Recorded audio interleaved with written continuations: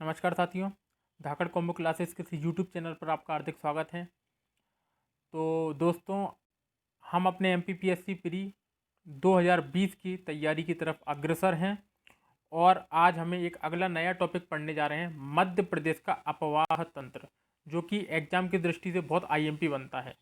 ठीक है दोस्तों, हमने अभी तक अपने 4 वीडियो डाल दिए हैं और उसमें हमने लगभग लगभग बहुत सारा कवर कर दिया है। ठीक है, प्रत्येक वीडियो में हमने इतना सारा कवर कर दिया है कि आपको मज़ा आ जाएगा पढ़ने में। ठीक है, आपको कहीं से कहीं तक ऐसा नहीं लगेगा कि सर ने कहीं से कहीं तक छुड़वाया है। ठीक है दोस्तों, तो आपको जितना बताया जा रहा है आप उतना अच्छे से तैयारी करते जाइए, आपको पेपर में दिक्कत नहीं आएगी।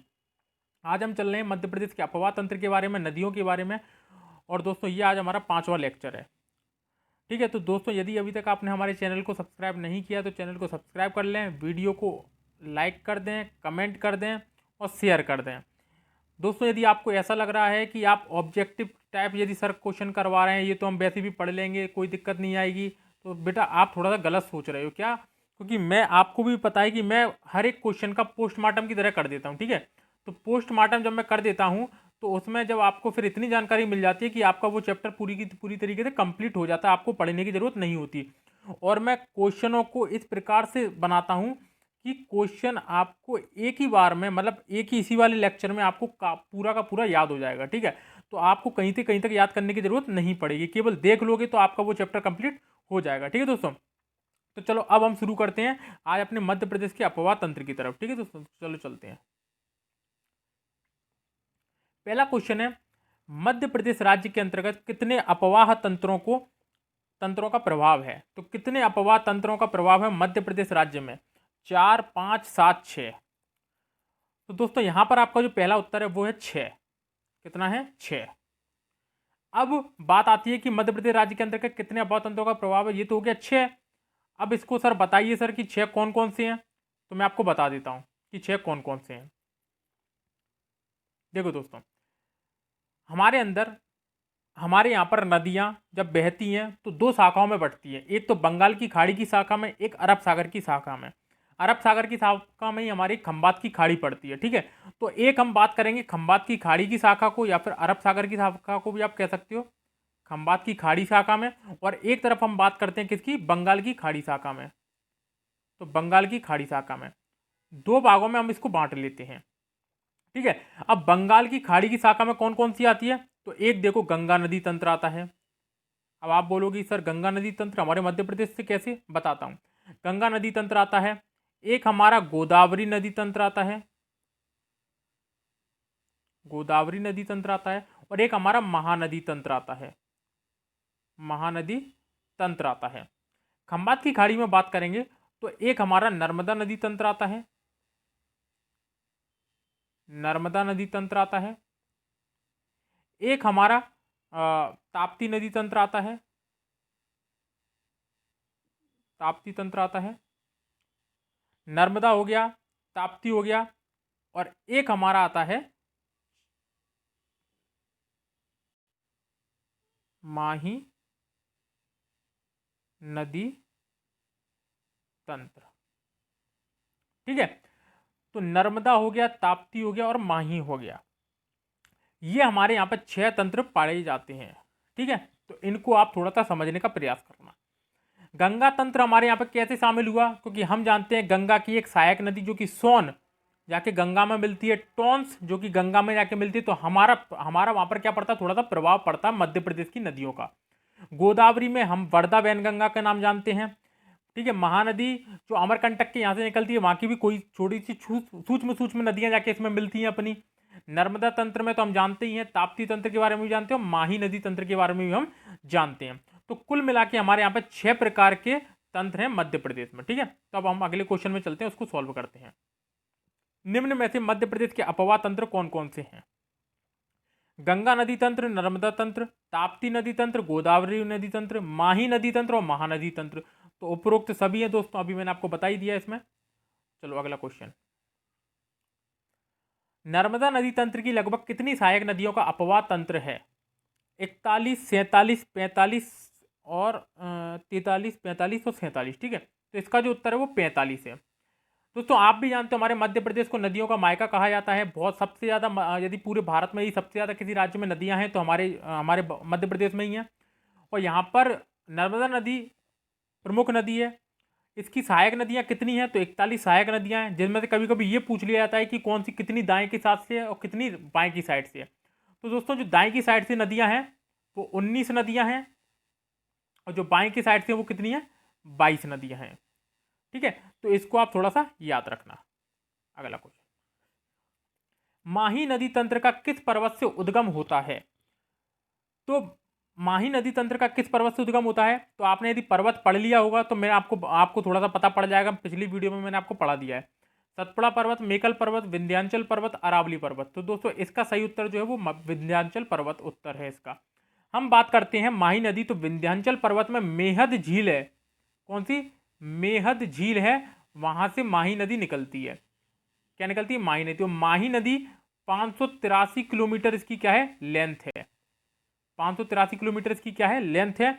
और हम जानते हैं कि माही नदी हमारी कर्क रेखा को, माही नदी जो है वो कर्क रेखा को 2 बार काटती है। क्या? कर्क रेखा को माही नदी 2 बार काटती है। इस प्रकार से, मतलब यहां से ये गई ऊपर की साइड और फिर ऊपर से फिर एक और बार नीचे की साइड है।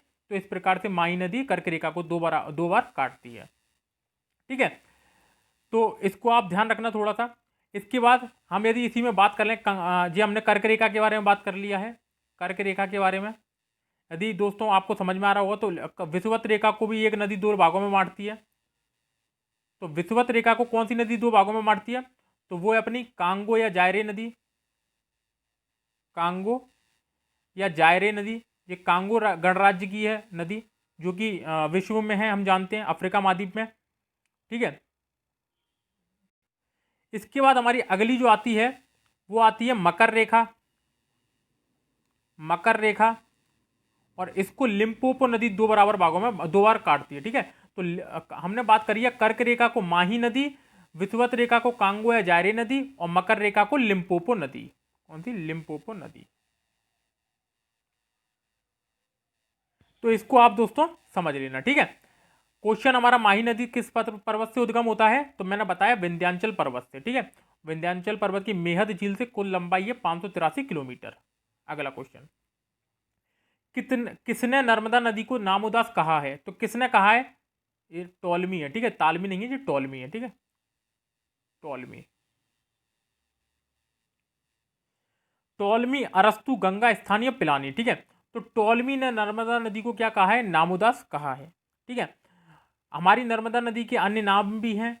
ये नर्मदा नदी के हमारे अन्य नाम क्या हैं? एक तो रेवा है, प्रमुख प्रमुख नाम याद रख लेना, रेवा है। ठीक है, एक अपना नामोदास हो गया, नामोदास हो गया। एक हमारा सोमो देवी हो गया, सोमो देवी हो गया। एक हमारा मेकल सुता हो गया, मेकल सुता हो गया। तो ये कुछ प्रमुख प्रमुख नाम हैं, इनको आप याद रख लेना। ठीक है, पूछ लिया जाता है ये।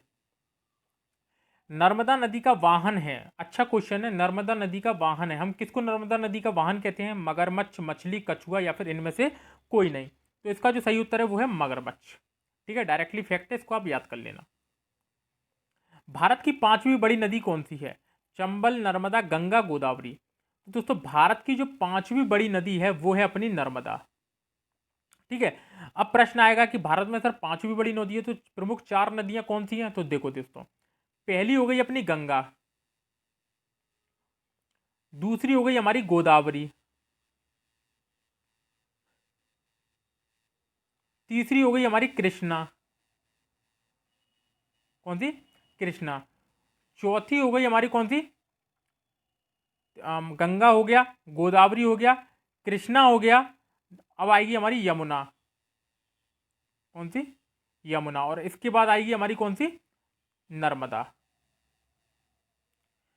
तो गंगा, गोदावरी, कृष्णा, यमुना और नर्मदा।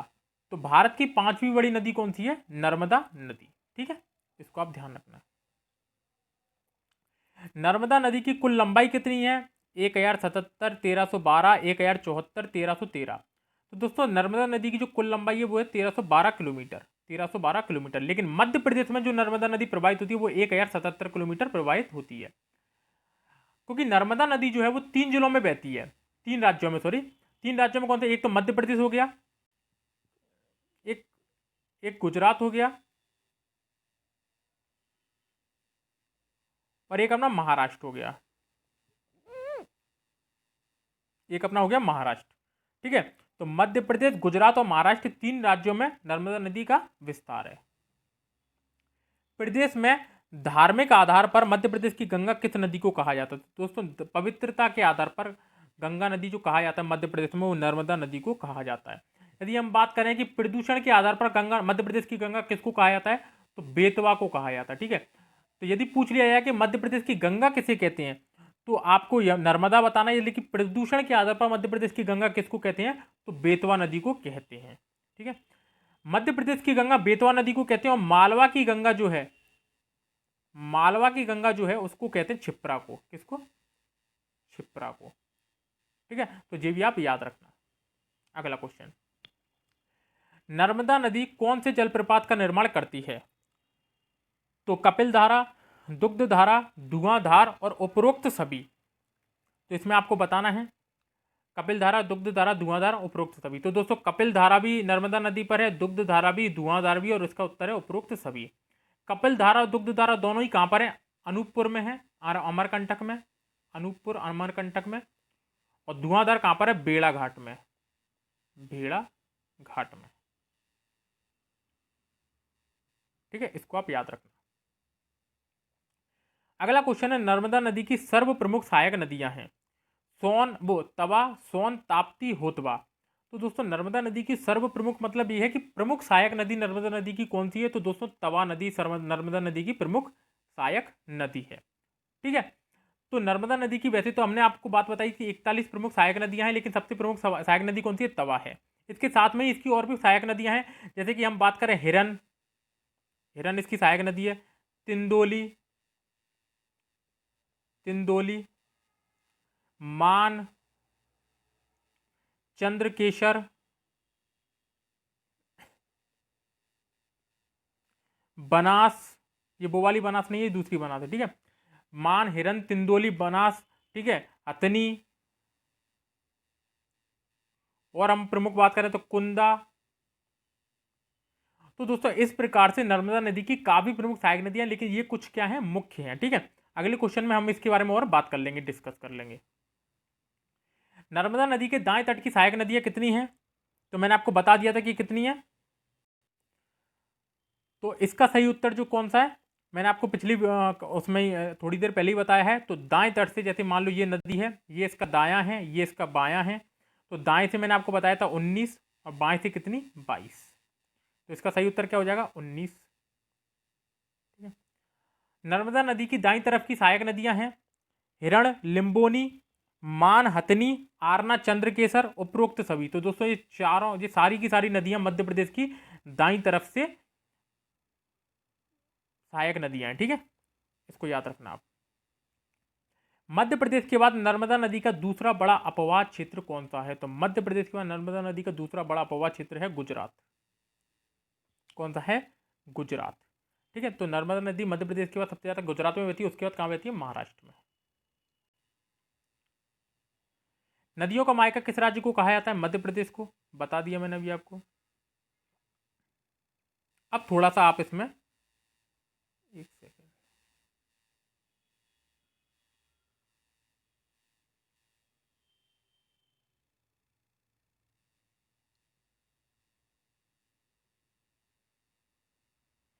ठीक है। नर्मदा नदी भारत के कितने राज्यों से होकर गुजरती है? तो नर्मदा नदी भारत के 3 राज्यों से होकर गुजरती है, मैंने आपको बता दिया है। सहस्त्रधारा जलप्रपात स्थित है, तो सहस्त्रधारा जलप्रपात कहां पर स्थित है? महेश्वर, अमरकंटक, जबलपुर, पचमढ़ी। इसका सही उत्तर है महेश्वर। महेश्वर कहां पड़ता है? अपना खरगोन में। कहां पर? खरगोन में। ठीक है, इसको आप ध्यान रखना। धरती तथा मानदाता जलप्रपात स्थित है, तो दोस्तों, धरती और मानदाता जलप्रपात जो अवस्थित है वो बड़वा में है। किसमें? बड़वा में। इसको आप ध्यान रखना। और बड़वा जो कहां पड़ता है, वो भी खरगोन में ही पड़ता है। ठीक है, आपने सुनहरे जिले के बारे में सुना होगा, खंडवा, खरगोन, तो उनमें से ये है एक खरगोन। ठीक है, निमाड़ में के अंतर्गत आ जाते हैं। नर्मदा नदी किसका निर्माण करती है, डेल्टा या फिर एस्चुरी या फिर ए और बी दोनों, इनमें से कोई नहीं। तो दोस्तों हम आपको बात बताएं कि नदियां जब प्रवाहित होती हैं तो अपने साथ जो मार्ग में कई ज्यादा अवशेष लेके आती हैं, अपर्दन करती हैं, कटाव करती हैं, और अवशेष लाकर ये क्या करती हैं, नर्मदा नदी मुहाने पर उसको क्या कर देती है, छोड़ देती हैं। तो जब उसको छोड़ देती हैं तो वो एक त्रिभुजाकार रूप में इकट्ठा हो जाता है, क्या, त्रिभुजाकार रूप में इकट्ठा हो जाता है, और इसी को हम कहते हैं डेल्टा। इसी को हम क्या बोलते हैं, डेल्टा। लेकिन लेकिन क्या होता है कि जब नदियों का प्रेशर, नदियों का जो गति है वो बहुत ज्यादा तेज होती है, तीव्र गति में होती है, तो नदियां अपने द्वारा बहाकर लाए गए सारे कटाव, मिट्टी जो भी है, सबको सीधा करके सीधे क्या करती है, उतर जाती है, तो एक प्रपात बना देती है। ठीक है, तो जब पूरा कचरा जाके डाल देती है नदी के उसमें नीचे डाल देती है, तो वो उसको बोलते हैं एस्चुरी। ठीक है, तो डेल्टा ना बनाते हुए एस्चुरी का निर्माण करती है नर्मदा और ताप्ती नदियां दोनों ही। ये अकेली दो नदियां हैं जो भारत में एस्चुरी का निर्माण करती हैं।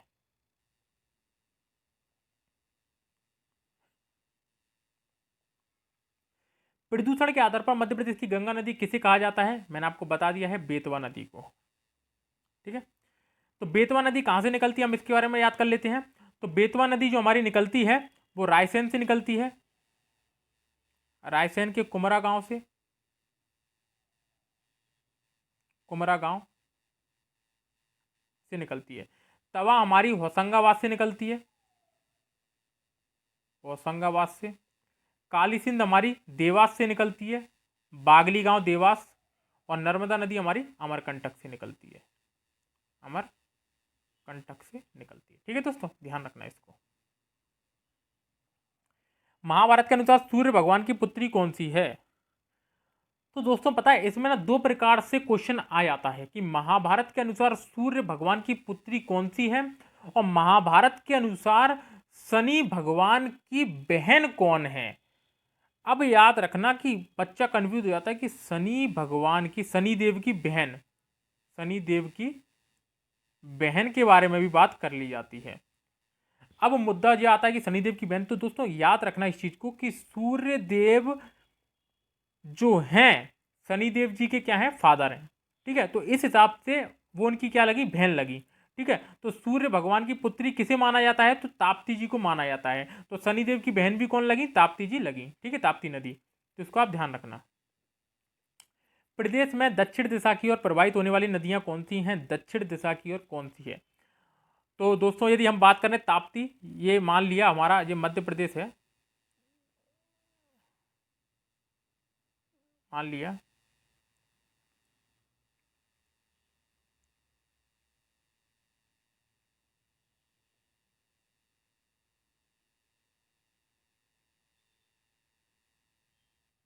ठीक है, यदि ये मध्य प्रदेश है, इसके बारे में हम बात कर लें थोड़ा सा।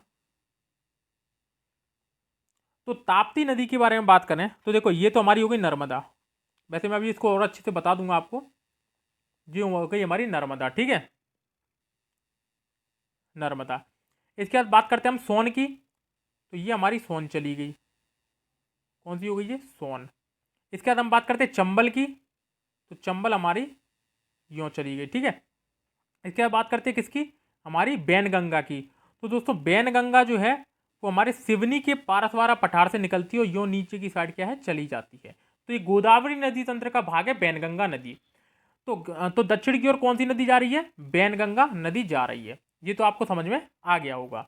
ठीक है, तो क्या क्वेश्चन था, दक्षिण दिशा की ओर प्रवाहित होने वाली नदी कौन सी है, तो बैनगंगा नदी इसका सही उत्तर है। सिवनी के पारसवारा पठार से ये निकलती है। ठीक है, इसको ध्यान रखना।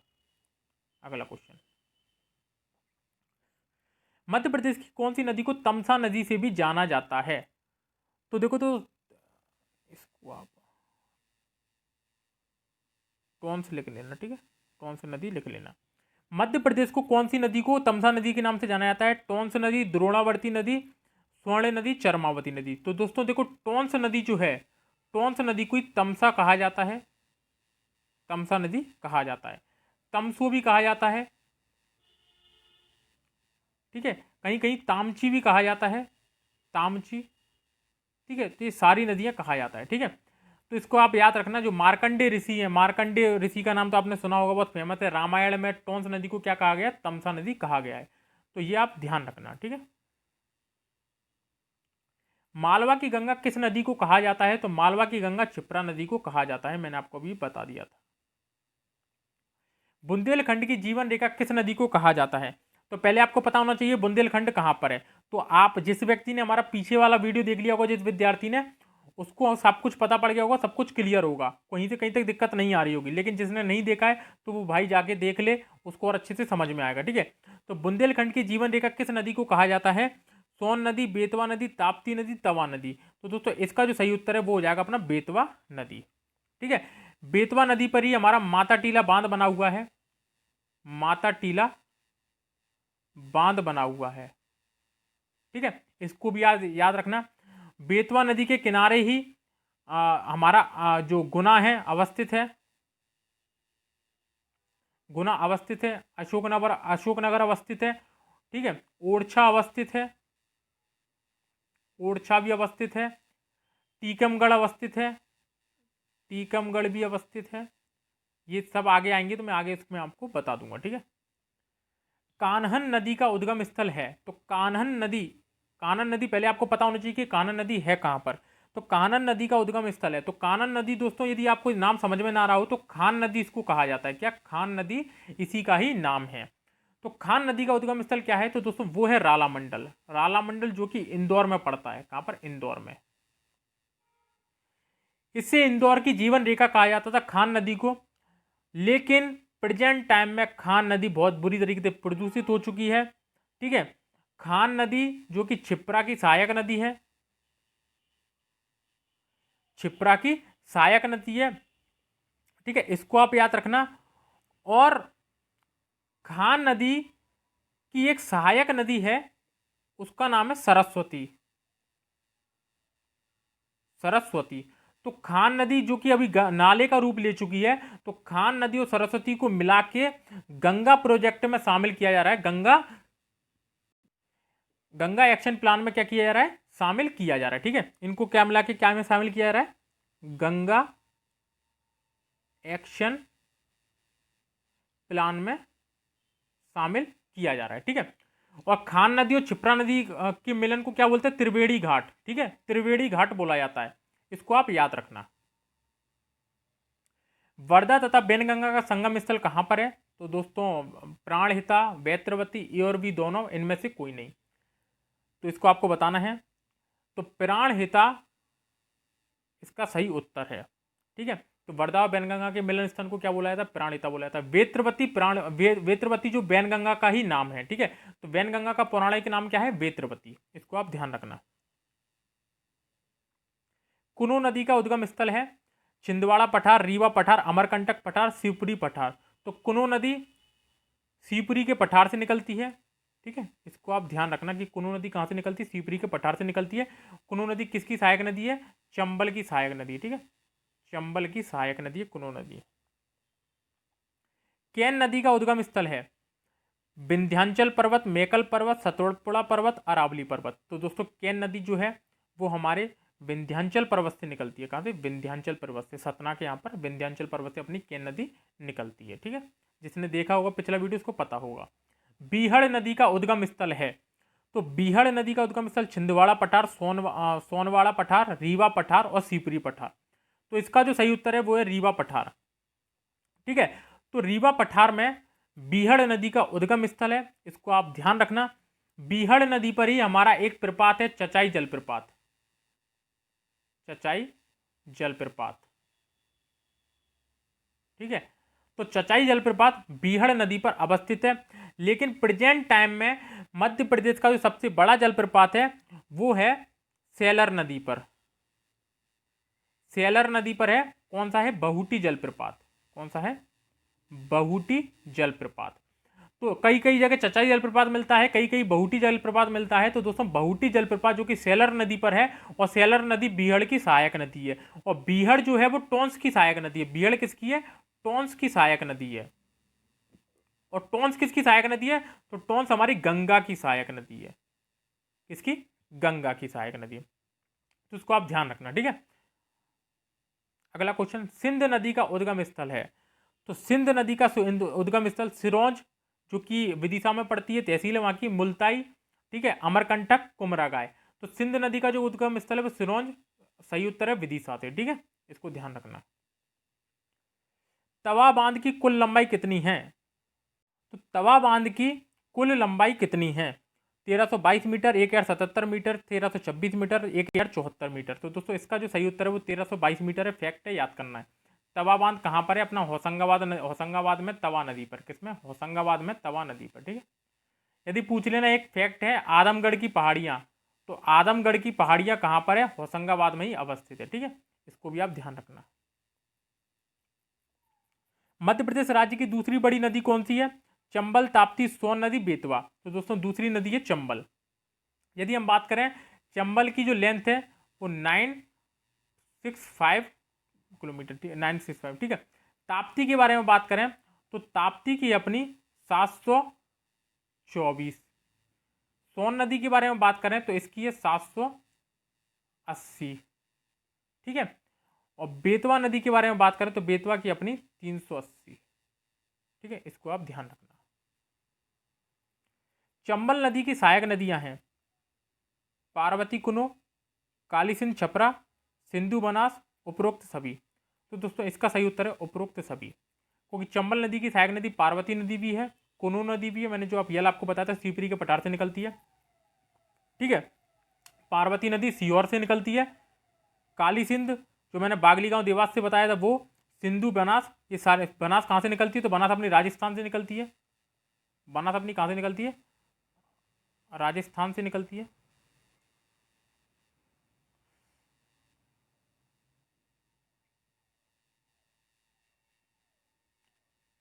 राजस्थान में कहाँ से? हड़ौती के पठार से।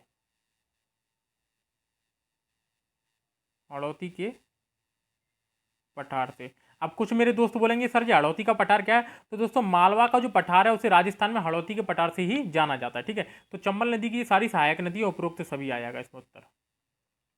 निम्न में से चंबल नदी के द्वारा बनाया गया जलप्रपात कौन सा है? मानधार जलप्रपात, चूलिया जलप्रपात, चचाई जलप्रपात, भालकुंड जलप्रपात। तो दोस्तों इसका जो सही उत्तर है वो चूलिया जलप्रपात हो जाएगा चंबल नदी पर। ठीक है, इसको आप ध्यान रखना। मंदसौर में पड़ता है ये। कहां पर? मंदसौर में। तो मानधार जलप्रपात कहां पर पड़ता है? तो मानधार जलप्रपात पड़ता है अपना नर्मदा नदी पर। ठीक है, नर्मदा नदी बड़वा के पास। बड़वा के पास। ठीक है। चचाई जलप्रपात हमारा बीहड़ नदी पर, रीवा में। और भालकुंड जलप्रपात हमारा सागर में, बीना नदी पर। ठीक है, बीना नदी पर, सागर में। इसको आप ध्यान रखना। दोस्तों अगला क्वेश्चन है, प्रदेश में चंबल नदी की कुल लंबाई कितनी है? 320, 1216, 112, 965 किलोमीटर। 965 किलोमीटर इसका सही अपना उत्तर हो जाएगा। कौन सी नदी राजस्थान तथा मध्य प्रदेश की सीमा बनाती है? तो दोस्तों चंबल नदी अपनी क्या है? राजस्थान तथा मध्य प्रदेश की सीमा बनाती है। इसको आप ध्यान रखना। निम्न में से कौन से बांध चंबल नदी पर बनाए गए हैं? जवाहर सागर, कोटा, गांधी सागर, मंदसौर, राणा प्रताप सागर, चित्तौड़गढ़, उपरोक्त सभी। तो दोस्तों उपरोक्त सभी बनाया गया है। पहला कौन सा है? तो गांधी सागर मंदसौर में है। ठीक है। जवाहर सागर कोटा में बनाया गया, राणा प्रताप सागर चित्तौड़गढ़ में बनाया गया। ये पूछ लिया जाता है कि राणा प्रताप सागर जो बांध है वो कहाँ पर है? तो चित्तौड़गढ़ में। आप इसको याद रखना। ठीक है, राजस्थान में। पाताल पानी जलप्रपात का निर्माण कौन सी नदी करती है? तो चंबल, छिप्रा, काली सिंध, बैनगंगा। तो दोस्तों इसका जो सही उत्तर है वो चंबल नदी में है, जो कि इंदौर में है। पाताल पानी जलप्रपात कहाँ पर है? इंदौर में। अच्छी जगह, आप देख के आना इसमें। झाड़ीदाहा जलप्रपात का निर्माण कौन सी नदी करती है? तो झाड़ीदाहा जलप्रपात का निर्माण जो करती है वो हमारी चंबल नदी करती है। ठीक है, झाड़ीदाहा का जलप्रपात का निर्माण कौन सी करती है? हमारा चंबल नदी, इंदौर के पास है। ठीक है, इसको याद रखना। उत्तर दिशा की ओर बहने वाली नदियां कौन सी हैं? नर्मदा, माही, चंबल, कैन, बैनगंगा, ताप्ती। तो दोस्तों अभी मैंने डायग्राम के थ्रू आपको बताया था, तो चंबल कैन इसका क्या हो जाएगा? सही उत्तर हो जाएगा। कौन सी नदी पुनासा जलप्रपात बनाती है? तो दोस्तों पुनासा जलप्रपात जो है वो खंडवा में पड़ता है। कौन सा? खंडवा में। और खंडवा में कौन सी नदी घूमती है? अपनी नर्मदा नदी। तो उसमें यदि हम बात करें तो ये नर्मदा नदी कितने जिलों से होकर गुजरती है? तो 15 जिलों से होकर गुजरती है। इसको आप ध्यान रखना। ठीक है, इसको ध्यान रखना। केन नदी की मध्य प्रदेश में कुल लंबाई कितनी है? तो केन नदी की जो मध्य प्रदेश में लंबाई है वो आपको बतानी है कि कितनी है। तो दोस्तों इसका जो सही उत्तर है वो है 292 किलोमीटर। 292 किलोमीटर। ठीक है, इसको आप ध्यान रखना। सोन नदी का उद्गम स्थल कहाँ है? मैकल पर्वत श्रेणी, सतपुड़ा पर्वत श्रेणी, विंध्याचल पर्वत श्रेणी और कैमूर पर्वत श्रेणी। तो इसका जो सही उत्तर हो जाएगा वो हो जाएगा अपना मैकल पर्वत श्रेणी। ठीक है, इसको ध्यान रखना। चंबल नदी का समापन होता है, तो चंबल नदी जो हमारी निकलती है वो महू के निकट जनापा पहाड़ी से निकलती है, जनापा पहाड़ी से निकलती है। ठीक है, और इटावा के पास जाके मिल जाती है। कहाँ? इटावा के पास जाके मिल जाती है यमुना नदी में। ठीक है, हमीरपुर के निकट कौन जाके मिलती है? तो दोस्तों ये मिलती है बेतवा नदी। कौन सी? बेतवा नदी। ठीक है, ठीक है, इसको आप याद रखना। ये इटावा के निकट मिलती है। ठीक है, और ये हमीरपुर के निकट। दीनापुर में गंगा नदी से कौन मिलती है? सोन नदी मिलती है। कौन? सोन नदी। इसको भी आप ध्यान रखना। भारत के कितने राज्यों से होकर सोन नदी बहती है? मध्य प्रदेश, राजस्थान, गुजरात, मध्य प्रदेश, महाराष्ट्र, छत्तीसगढ़, मध्य प्रदेश, गुजरात, महाराष्ट्र और मध्य प्रदेश, उत्तर प्रदेश, बिहार। तो इसका चौथा अपना सही हो जाएगा, मध्य प्रदेश, उत्तर प्रदेश और बिहार। क्षिप्रा नदी की सहायक नदी है टोंस, कैन, खान नदी, बनास नदी। तो दोस्तों बताइए इसकी कौन सी सहायक नदी है? तो मैंने आपको बता दिया था खान नदी की सहायक नदी, जिसको हम कानन नदी के नाम से भी जानते हैं। कानन नदी के नाम से भी जानते हैं। कौन सी नदी मध्य प्रदेश तथा उत्तर प्रदेश की सीमा बनाती है? तो मध्य प्रदेश जो उत्तर प्रदेश की सीमा नदी जो बनाती है वो बनाती है कौन सी? अपनी बेतवा नदी। तो इसको आप याद रखना। ठीक है, नर्मदा नदी के किनारे बसे नगर कौन कौन से हैं? अमरकंटक, होशंगाबाद, महेश्वर, महू, ओरछा, मंदसौर, सोनकच्छ, दतिया, राजगढ़, गुना, अशोकनगर। तो दोस्तों इसका जो सही उत्तर है वो हो जाएगा अमरकंटक, होशंगाबाद और महेश्वर। ठीक है, तो ये आप इसको याद रखना। मंदसौर किस नदी के किनारे है? तो मंदसौर है शिवना नदी के किनारे, शिवना नदी के किनारे। सोनकच्छ किस नदी के किनारे? तो काली सिंध नदी के किनारे। दतिया किस नदी के किनारे? तो सिंध नदी के किनारे। राजगढ़, गुना, अशोकनगर किस नदी के किनारे? तो बेतवा नदी के किनारे। इसको आप ध्यान रखना। ठीक है, ओरछा भी अपना बेतवा नदी के किनारे है।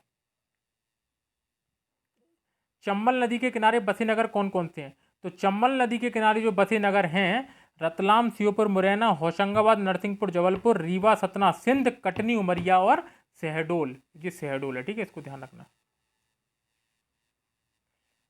तो दोस्तों इसका जो सही उत्तर हो जाएगा वो अपना हो जाएगा रतलाम, श्योपुर और मुरैना।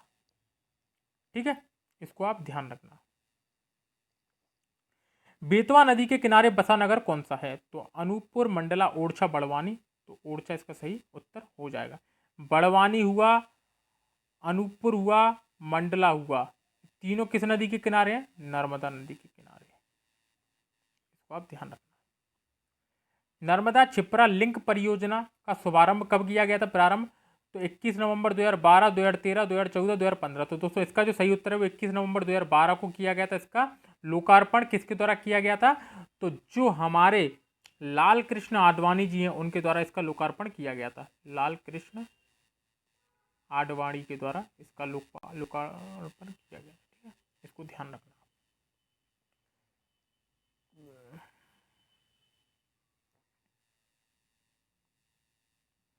तो इस प्रकार से दोस्तों हमारा आज का ये नदियों का अपवाह तंत्र को लेकर हमारे ये टॉपिक खत्म होता है। इसमें परियोजनाओं से लेकर क्वेश्चन बचे हैं जो कि अपन नेक्स्ट वीडियो में कवर कर लेंगे और उसके साथ अपन थोड़ा सा और एक्स्ट्रा पढ़ लेंगे। तो मध्य प्रदेश के अपवाह तंत्र से जितने भी आईएमपी क्वेश्चन बन सकते थे मैंने सब लाके यहाँ पटक दिया और एक तरीके से पूरा अपवाह तंत्र मैंने मध्य प्रदेश का खत्म कर दिया है। इसको आप याद रखना। ठीक है, तो दोस्तों यदि वीडियो पसंद आए तो वीडियो को लाइक करना, वीडियो पे कमेंट करना, वीडियो को शेयर करना। ठीक है, और यदि आपको मेरे से कुछ पूछना हो तो आप कमेंट बॉक्स में लिख के पूछ सकते हैं, मैं आपको उसका भी जवाब दे दूंगा। आप बिल्कुल निश्चिंत रहिए। ठीक है, अपन MPPSC प्री 2020 की तैयारी बहुत अच्छे से कर रहे हैं और अपन उम्मीद करते हैं कि अपन इस बार अपना सिलेक्शन होकर रहेगा। ठीक है, प्री अपना होकर रहेगा। मेंस के बारे में अपन बाद में बात कर लेंगे। ठीक है, इसके बारे में आप याद रखना, क्योंकि अभी यदि आप सोच रहे होगे कि सर आप हमें डिटेल में क्यों नहीं पढ़ा रहे, तो दोस्तों डिटेल में पढ़ाने का टाइम अभी नहीं है। ठीक है, मैं आपको क्वेश्चन के थ्रू ही डिटेल तक पहुंचाने का प्रयास कर रहा हूं, जो कि आपके लिए भी आसान होगा और मेरे लिए भी आपको समझाना भी आसान होगा। यदि मैं आपको बोर्ड पर पढ़ाना शुरू करूंगा अभी, तो दोस्तों ना तो आपके लिए आसान होगा अभी इतनी जल्दी कोर्स खत्म करवाना, ना तो मेरे लिए आसान होगा। आपको अच्छे से पता है कि 2020 का और 2021 का दोनों का नोटिफिकेशन निकल चुका है। ठीक है, 2021 का जो पेपर वो अप्रैल में है, 11 अप्रैल को। 2020 का जो है वो 11 अप्रैल को है। 2021 का जो है वो मई जून में पहुंच चुका है। ठीक है, तो दोनों का नोटिफिकेशन निकल चुका है। तो दोस्तों अपन को तैयारी बहुत मजबूती से रखनी पड़ेगी। हमें किसी ना किसी को तो तोड़ना नहीं है, तो हमें तो केवल 2020 को तोड़ना है। 2021 को तो हमें पता ही नहीं है। ठीक है, 2021 के बारे में, 2020 को फोड़ना हमें। तो यदि आपको वीडियो पसंद आए तो वीडियो को दोस्तों थोड़ा सा अपना प्यार देना। ठीक है, तो फिर मिलते हैं अपन कल किसी नई वीडियो के साथ। तब तक के लिए धन्यवाद।